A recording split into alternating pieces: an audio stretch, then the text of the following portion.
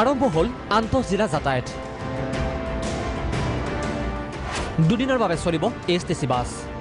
কৰোনাৰ ভয়াৱহতাৰ বাবে বন্ধ ৰখা আন্তঃজিলা যাতায়াত আজি আৰম্ভ কৰা হয় দুদিনৰ বাবে চলাচল হয় এছটিচি বাছ সেৱা মুঠ আসন অৰ্ধ সংখ্যক যাত্ৰীকহে কঢ়িয়াব পাৰিব বাছত কিন্তু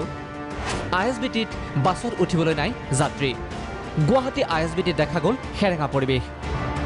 সামান্য সংখ্যক যাত্ৰীক লৈ ৰাওনা বাছ ইয়াতে ৰাতিপুৱা এছটিচি গ'ল আপোনাৰ এছটিচি কিমানমান চলিছে ৰাতিপুৱা 4-5 মান গৈছে 4-5 যাত্ৰী খুব কম যাত্ৰী গ'ল কিমানমান যাত্ৰী গৈছে ৰাতিপুৱা মোটামুটি পাৰ গাড়ী 10টা-15টা এনেকৈ গৈছে মানে এখন গাড়ী 10-15 তিনিচুকীয়াতো খালী খালী পৰিৱেশ বাছ চলাচল কৰিলেও ভয় শংকা আঁতৰা নাই মানুহৰ শেহতীয়া কৰোনা আক্ৰান্তৰ সংখ্যা বৃদ্ধিয়ে বাছ যাত্ৰীৰ মনতো আনিছে শংকা আছে বাছ নাই যাত্ৰী গুৱাহাটীলৈ আমি 7খন বাছ পঠিয়াইছোঁ আৰু 7খন বাছত আমাৰ প্ৰায় 54 পেছেঞ্জাৰ